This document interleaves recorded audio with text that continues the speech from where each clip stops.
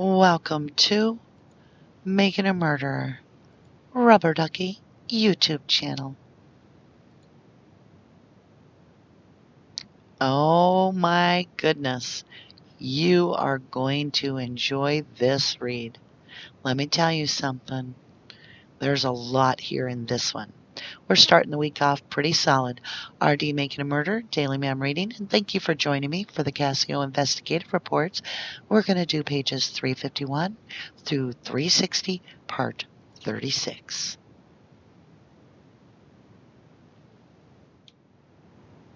Page 351. Type of activity, attempted contact with George Zipperer. Date of activity, 01/1906. Reporting officer, investigator, John Dietering. Documents generated, none. On Thursday, 01/1906, at 12:20 hours, Investigator Baldwin and I. Dietering did attempt to contact George Zipperer, previously mentioned in this report. The individual I spoke with indicated she did not know where George was and was unable to contact him as he had no cell phone. She indicated no one ever knows where George works. She indicated George does not have a cellular telephone, nor does Jason have a cellular telephone. Investigation continues. Investigator John Dietering, Calumet County Sheriff's Department. Page 352. Type of activity, telephone contact with George Zipperer. Date of activity, 01/2006. Reporting officer, investigator John Dietering. Documents generated, none. On Friday, 01/2006 at 8:44 a.m., I. Dietering did place a telephone call to George Zipperer, previously mentioned in this report, in response to a call he had placed to the Sheriff's Department. George indicated there were no cell phones in the house, with the exception of his daughter's cell phone. George stated he did call Auto Trader on one occasion after Halbach went missing. He stated he spoke to someone about Halbach coming onto his yard without permission, and that she was trespassing. George denied making any sort of phone call in which he purported himself to be Steven Avery. George stated he believed some Auto Trader representative called asking when he was going to pay the bill. He then indicated it was a possibility he had called the Auto Trader regarding this matter. George once again denied making any sort of phone calls to Auto Trader purporting himself to be Steven Avery. I asked George if it was possible that Jason had contacted Auto Trader, and he stated he was unsure about this. Investigation continues. Investigator John Dietering, Calumet County Sheriff's Department. Page 353. Type of activity, telephone contact with Irvin Koenig. Date of activity, 01/2106. Reporting officer, investigator John Dietering. Documents generated, none. On Saturday, 01/2106, at 13:42 hours, dispatch contacted me and advised me to give Irvin Koenig a telephone call as he does not have long distance. Koenig advised me that he saw a unit parked in the turnaround in Mishkat, just west of Mishkat on Thursday, 11:04:05. He stated the vehicle was parked facing east and that he had observed a large hole in the windshield, as well as a large hole in the driver's side window. Koenig stated when he heard about Halbach's vehicle missing, he thought perhaps this was the one. Koenig stated the one on television wasn't the same color. He further indicated the vehicle shown on television, as a result of the preliminary hearing on 12/06/05, did not seem to be the same unit. Investigation continues. Investigator John Dietering, Calumet County Sheriff's Department. Page 354. Type of activity, interview of Ruth M. Olson. Date of activity, 01/1906. Reporting officer, investigator Wendy Baldwin. On 01/1906 at approximately 13:23 hours. Investigator John Dietering and I, investigator Baldwin, made contact with Ruth M. Olson at a residence. I previously had informed Ruth that we would be stopping to talk to her about the information she had about Teresa Halbach investigation. Ruth had called the Calumet County Dispatch and informed Dispatch she wanted to talk to an investigator about the Avery family and burning and other illegal activities that had occurred in Marion County. I asked Ruth to explain what kind of burning and illegal activities she knew about. She said her ex-in-laws Harry and Louise Belly were currently living in a cabin in Crivets next to the Avery family. She said her ex-husband has since passed away. Before she divorced him, however, she had spent some time at her in-laws' cabin. She said her in-laws are very good friends with Dolores and Alan Avery. She said she knew that the Averys had poached deer and had butchered them in one of their garages on the property. She said after they would finish processing the deer, they would burn the bones from the deer so nobody would find them. She said she does remember at one point hearing some gunshots and had seen the Avery boys pulling a deer off her in-laws' property. At that time, she had thought it was nephews to the Averys. She said the only person she ever really met was a lady by the name of Candy Avery. However, she did not get to meet the other members of the family. She did run across the nephews or sons of Mr. and Mrs. Avery and did not feel very comfortable around them and thought they were creepy and that she could not trust them. Ruth described the Averys having their property next to her in-laws with a road between the properties. She said she would see them driving around on a golf cart on a trail they had around their property, and they always had a lot of beer at the cabin. Other than poaching of deer, Ruth never personally witnessed anything else, but did not trust the family. Page 355.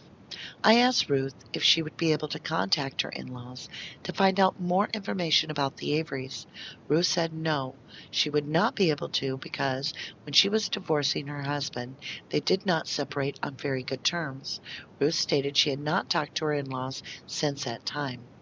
Ruth also said they do not like law enforcement and she does not feel they would be very cooperative with them, and because they are such good friends with Alan and Dolores Avery. I asked Ruth if she would recall any other incidences that occurred up there or if she had any other information she may have forgotten to tell us to contact the Sheriff's Department and let us know. I concluded the interview at approximately 13:45 hours. Investigator Wendy Baldwin, Calumet County Sheriff's Department. Page 356. Type of activity 12-1905. Date of activity, evidence, duties. Reporting Officer Deputy Rick Reamer. On 12-1905, I, Deputy Rick Reamer, Unit 832 of the Calumet County Sheriff's Department, was involved with evidence duties. I left the Calumet County Sheriff's Department at 0800 hours, arriving at the Wisconsin State Crime Lab at about 10:14 hours. Upon arrival, I did meet with the following individuals, all of the state of Wisconsin, Department of Criminal Investigation, DCI. Special Agent Rodney Pivito, Special Agent James Holmes, Special Agent Kevin Himmerl, Special Agent James Siler. Also present was Dr. Leslie Eisenberg, a forensic pathologist. We began to process property tag number 7923, brown tarp with burnt material on it. At approximately 11:05 hours, Dr. Eisenberg found a possible toe or finger bone. Throughout the morning, afternoon, and evening hours, we did process the contents of the burn pile by sifting through it manually. We were also joined by Investigator Mark Wiegert and Special Agent Tom Fassbender, who also assisted us. It should be noted that the process involved lying down a tarp, putting the burnt items on the tarp, and transferring the burned material to workstation. It should be noted that all individuals in the work area had gowns and gloves upon themselves while they were sifting through the material. It should also be noted that gloves were changed very often during the sifting process. From property tag number 7923, the following items were recovered. Property tag number 6197, a suspected bone fragment. Property tag number 6198, hair fibers. Property tag number 6199, fibers. Property tag number 6200, teeth. Property tag number 8117, paper. Property tag number 8118, suspected bone fragments. Property tag number 8119, a clothing rivet. Property tag number 8120, a clothing rivet. Page 357, property tag number 8121, a clothing rivet. Property tag number 8122, a clothing rivet. Property tag number 8123, burnt paper. Property tag number 8124, a clothing rivet. Property tag number 8125, metal pieces. These items were sealed by myself after they had been turned over from the DCI personnel. Property tags number 6197 and 6200 and 8118 were turned over to Dr. Leslie Eisenberg on 12/20/05. The remaining items were transported to the Calumet County Sheriff's Department.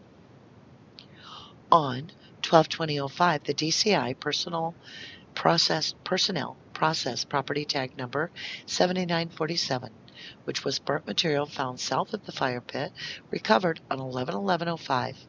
Property tag number 7947 generated the following items.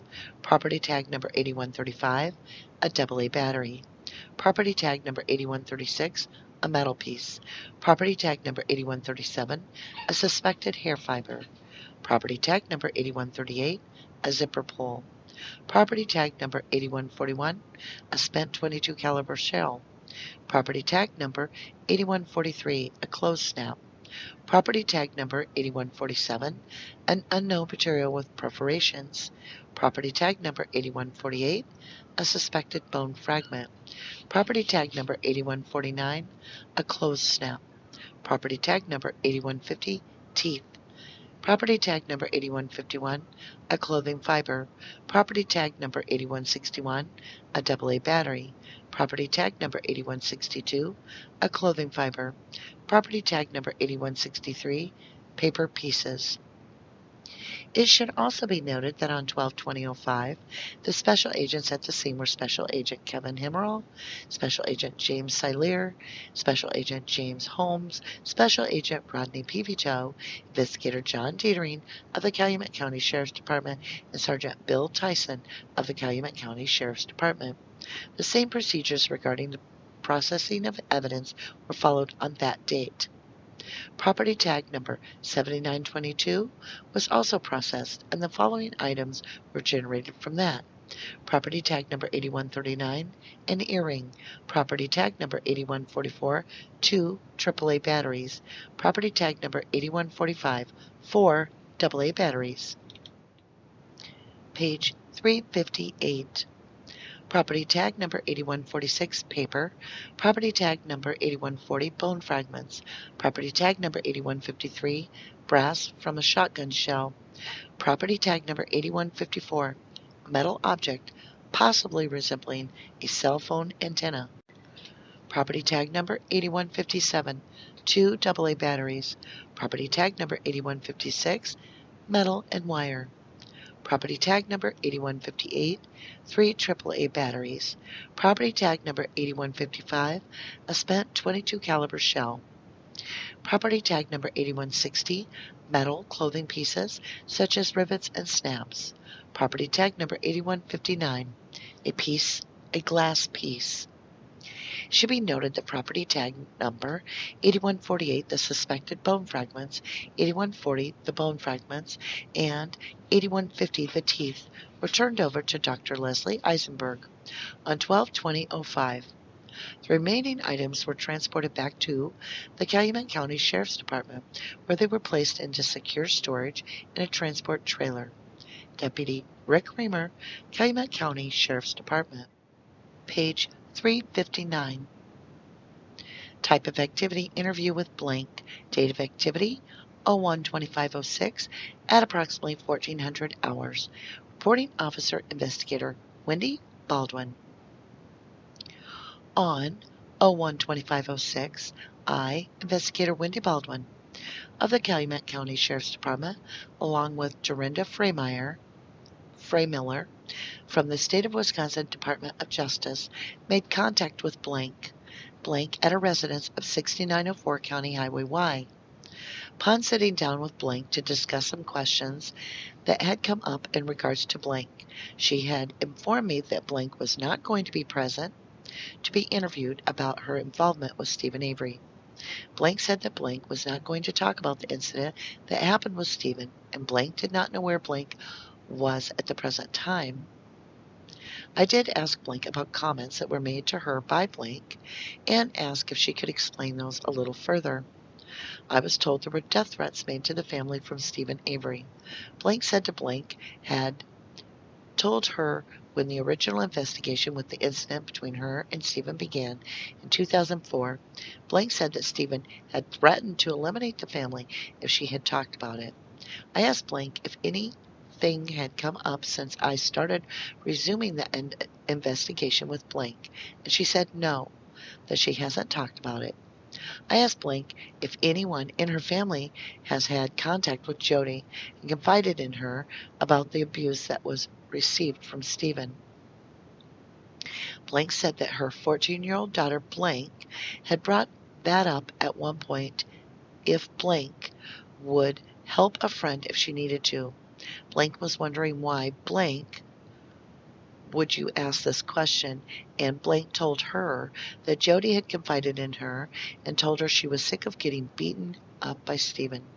Blank said that she would definitely help her and that she would make arrangements for her to leave and pack her belongings up while Steven was gone and get her to a safe place.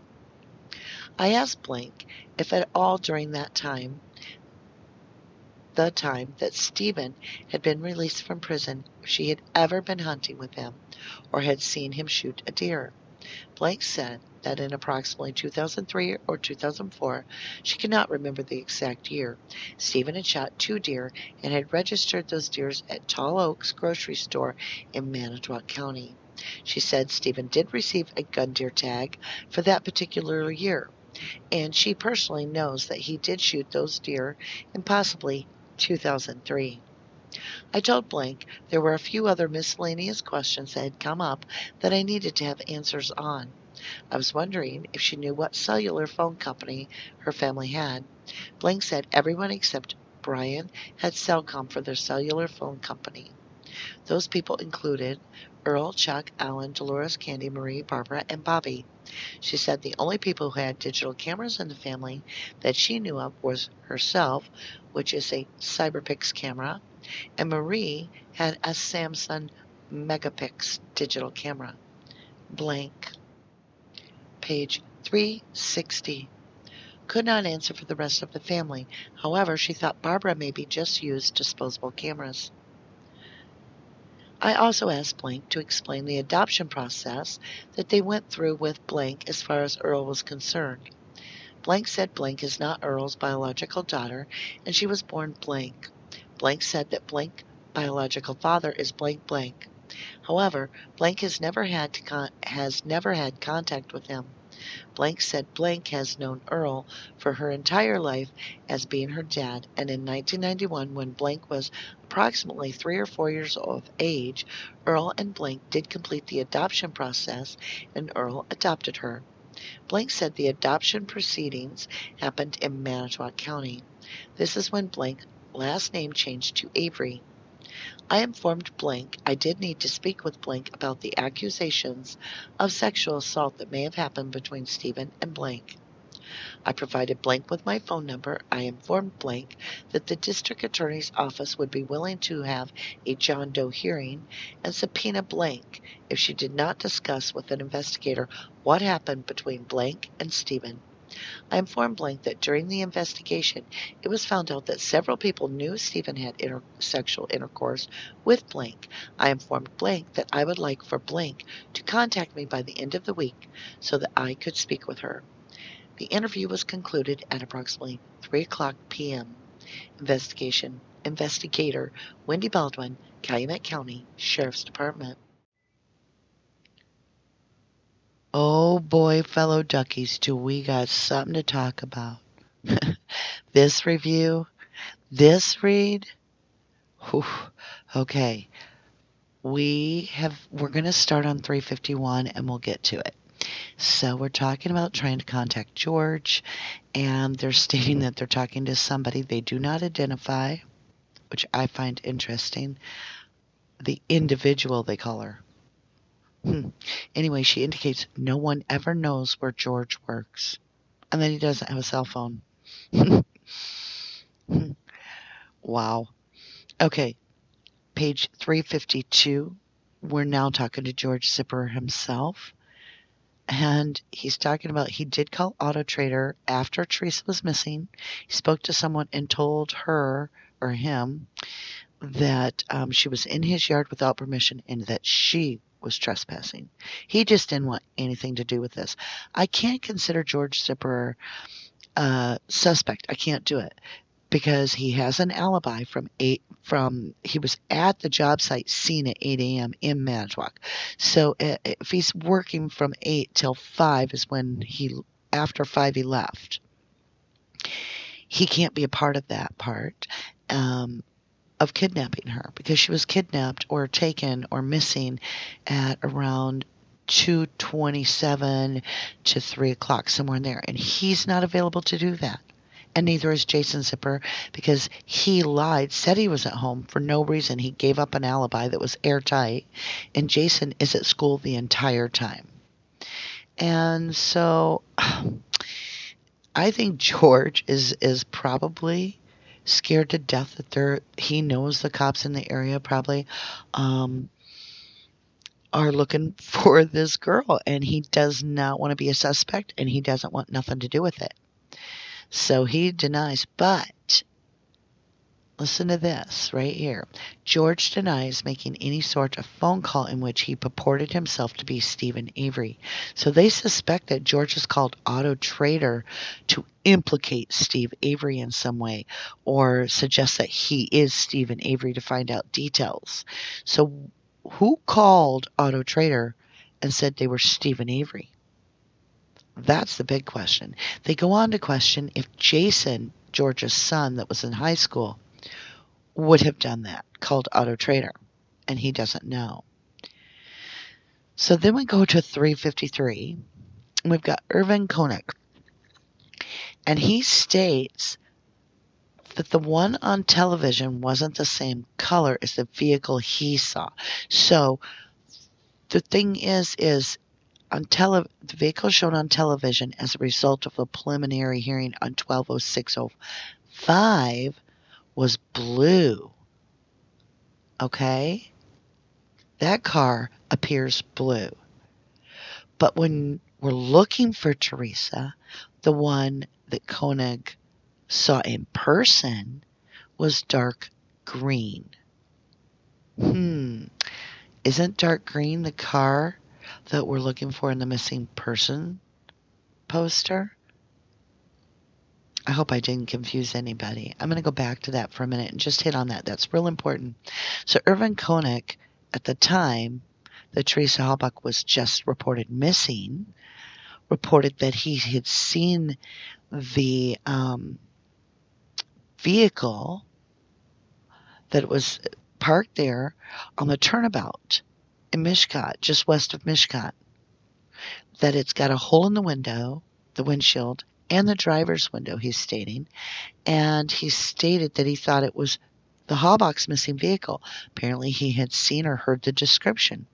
But then later, 12/06/05, it wasn't the right color any longer. Yeah.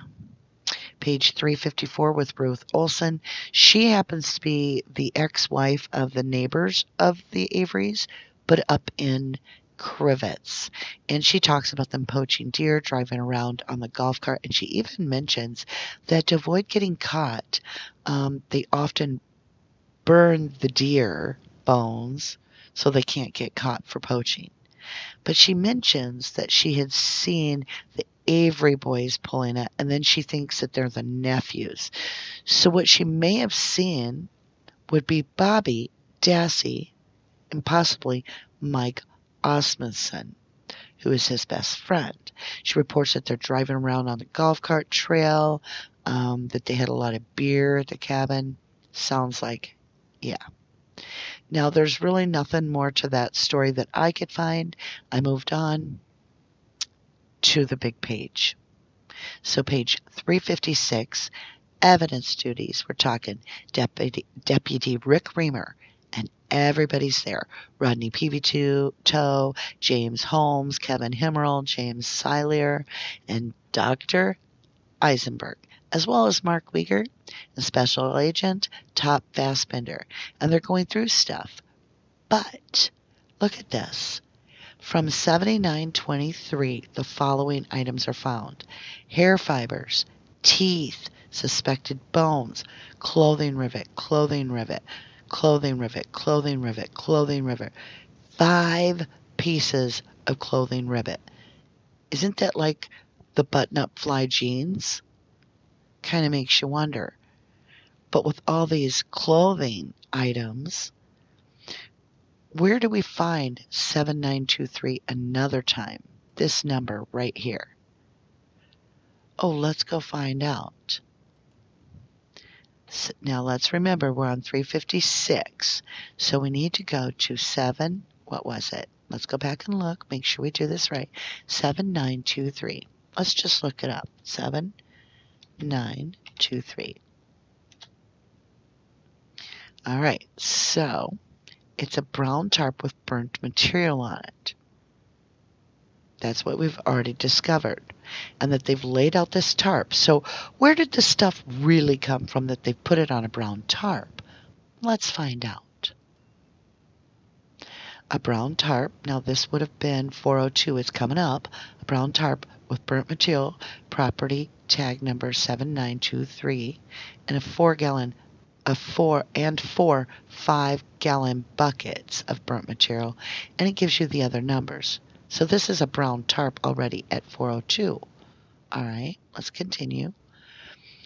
On page 403, they're talking about 4923 in commingled metal, battery jumper, all kinds of stuff, but it's still a brown tarp. Let's continue. And we're on page 888, and they mention again 4923, a brown tarp with burnt material. And then again, wait a minute, let's look at this. We're on page 892. It's jumping way ahead in the game. But listen, it's processing of evidence, return custody of evidence. We're talking in April of 06, Deputy Jeremy Hawkins. And they're still going through these pails in April. We're back in December talking about this tarp. Let's scroll down here. Property tag number 722 states a metal barrel with burnt material, and the barrel has number 4 on it. Well, number 4 barrel is taken to Calumet County, and then, according to Kratz, is told to be returned to the Avery property, taken out of evidence, and returned back to the property, and then returned. But underneath it, we have the number we're looking for, a brown tarp with burnt material inside.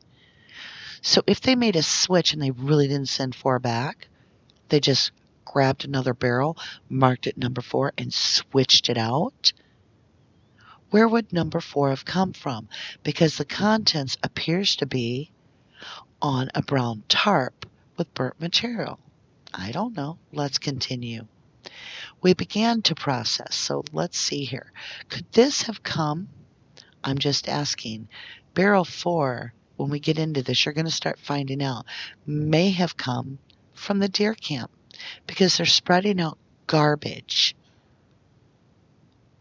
of the deer camp. And where do they take that garbage? I betcha it's this brown tarp. So could this have all been found at deer camp? The clothing rivet, suspected bone, teeth. And why do we see teeth?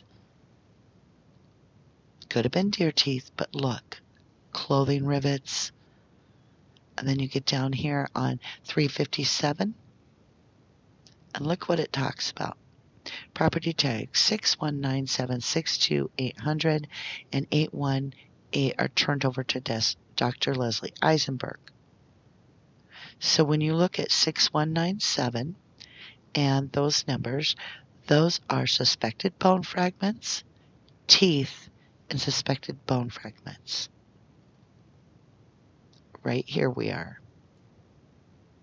Now, DCI personnel processed property tag number 7947, which was burnt material found south of the fire pit recovered 11/11/05. See this?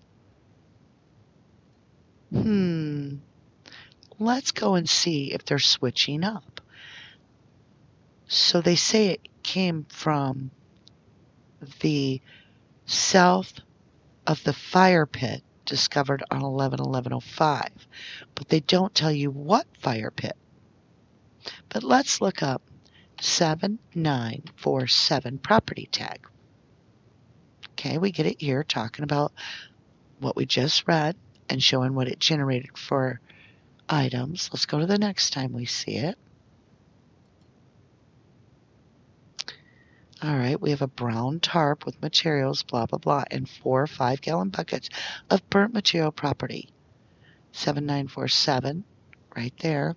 Again, it's right along with the brown tarp. Property tag 7947 on 403. It's talking about these buckets and this right here. Okay. Again, we find the same number. Okay.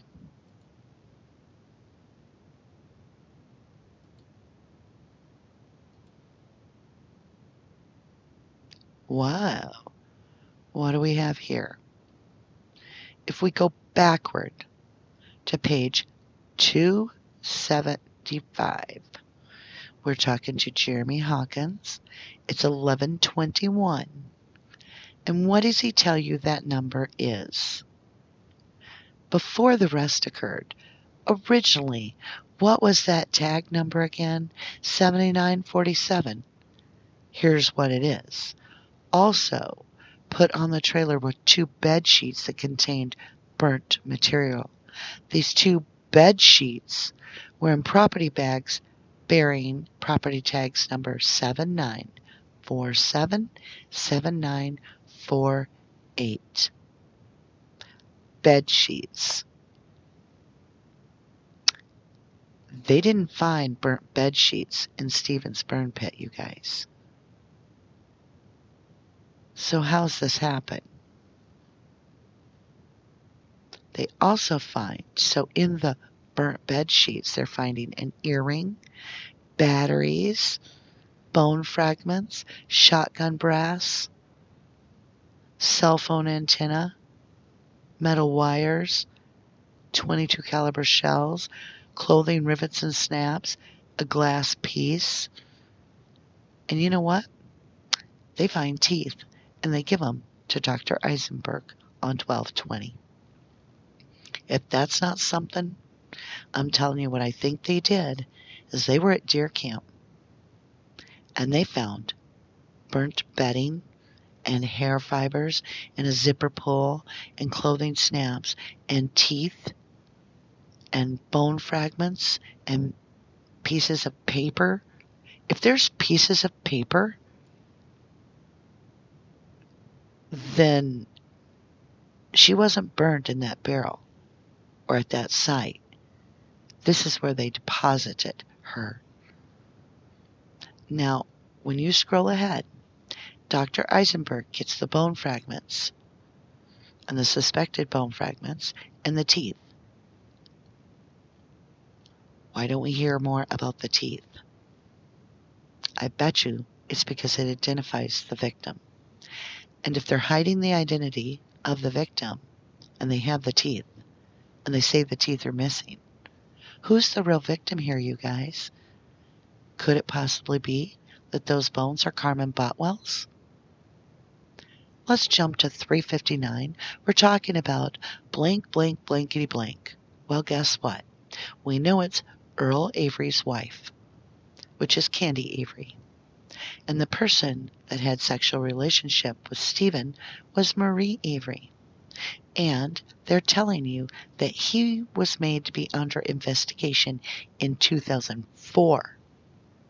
And Wendy Baldwin, who's in this case, was the interviewer of these people and the investigator in 2004. And so Earl and Candy Avery had a huge motive to frame Steven. Huge.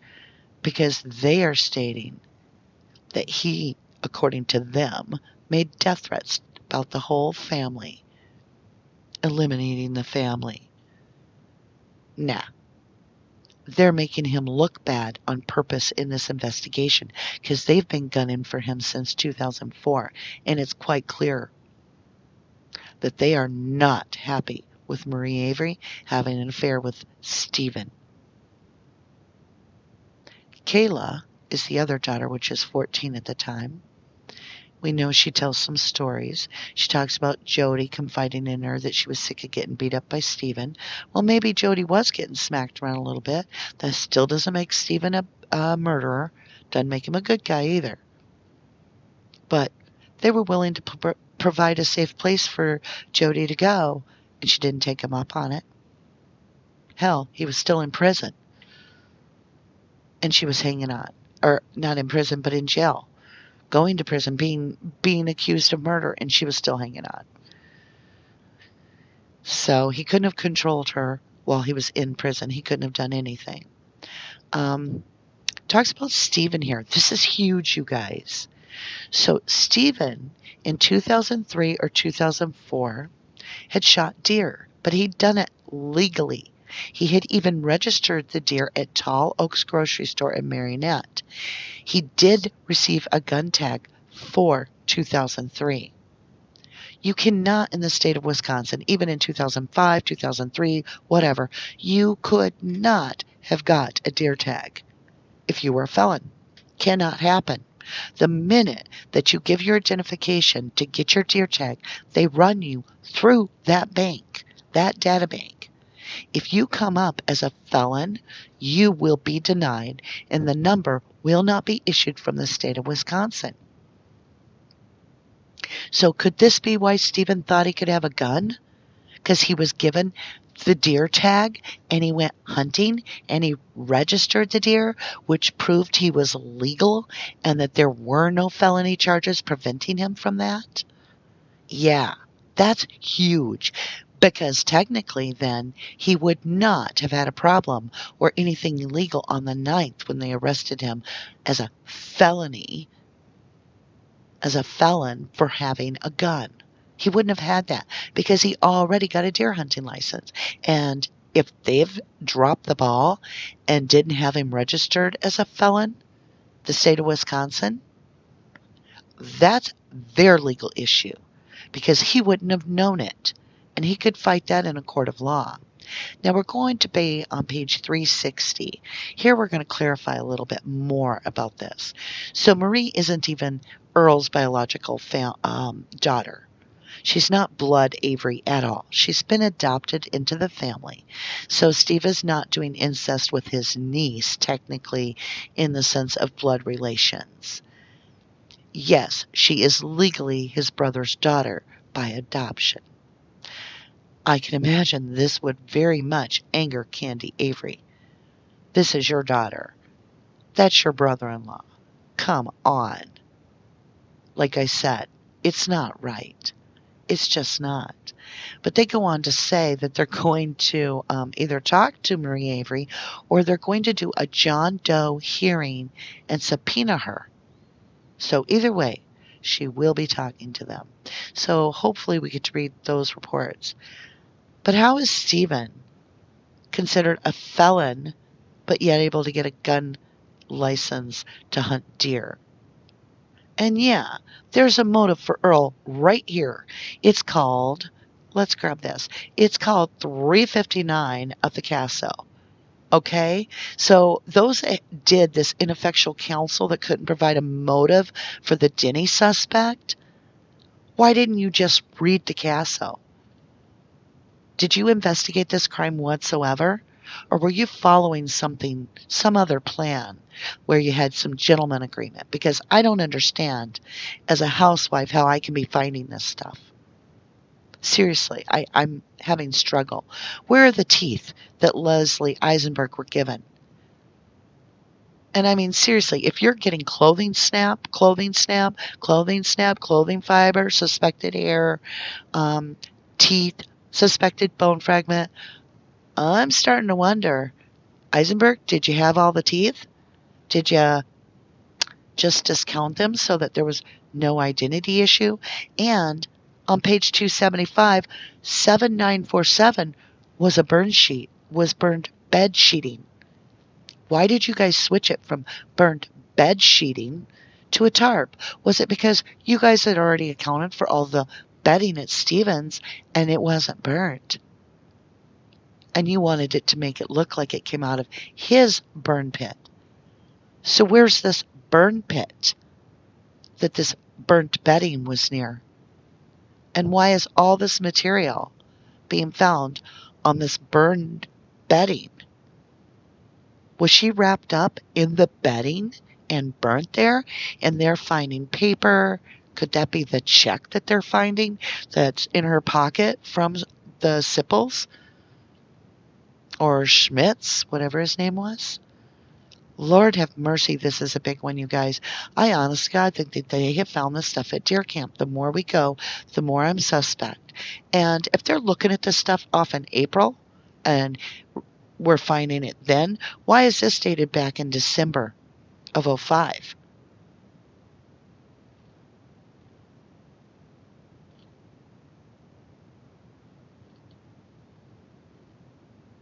I don't know, you guys. Irvin Koenig, I think he saw the real Rev. And it didn't match the blue one that the courts were showing. And the real Rev, he noticed a large hole in the windshield and a large hole in the driver's door. Hmm. Mm-hmm. And he states he saw it on the 4th. So on the night of the 4th, it would have got, what? Gone. Towed away and gone. And they would have got a replacement RAV then and put it over there. They couldn't put a replacement out until they had the real one. Because what if both were found? Suspicious. Now you gotta wonder, did they just pluck the VIN number off and the plates off the real one out here and get rid of it with the holes in the window? And then go put the VIN number over floating on the dashboard of the fake replacement RAV on the Averys on the 5th? And then just fold up the plates and ditch them somewhere else? Because they couldn't reapply them to the RAV. They would have seen fresh marks from the tools putting the plates on. And it wouldn't make sense to lay the plates near the vehicle but be off. It would be suspicious. But if you were trying to make it look like the killer was hiding the identification, you might put those plates somewhere else on property that no one would think to find. But the VIN number, you're kind of in trouble with because you need it in the car and you can't reattach it. But you've got to pass the fake RAV off, even if it's the wrong color. Yeah, we're starting to make sense of this. We're getting this. And I think it's interesting that someone called Auto Trader pretended to be Steven Avery, because his phone's records didn't show that after her death there was a call to Auto Avery or Auto Trader. So who did? And they're wanting to know that. And then this little part about where George works, nobody knows. Oh, please. Okay, so today was a special episode, and it's my birthday. So I want to say, anybody else that shares the birthday with me, happy birthday to you. And what a birthday. We found some really, really riveting information here at the very beginning of the week. I can't wait to dig in for the rest of this week. And with that, I just want to say thank you to everybody for being supportive. Oh my gosh. Okay, you guys. Let me tell you something. The more we dig into the case, the more I'm absolutely riveted to my seat. We definitely have some prejudice with Earl and Candy Avery.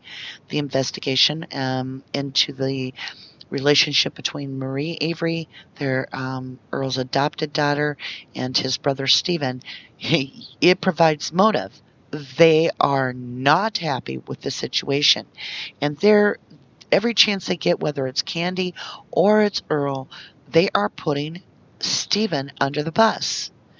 I can't trust them because they have a conflict of interest in this case. They're already gunning for him. Why didn't the defense use this part, the investigation from 2004, as motive for Earl? Well, if you didn't do the crime, folks, you shouldn't do the time. Thank you, and I hope you join me for tomorrow.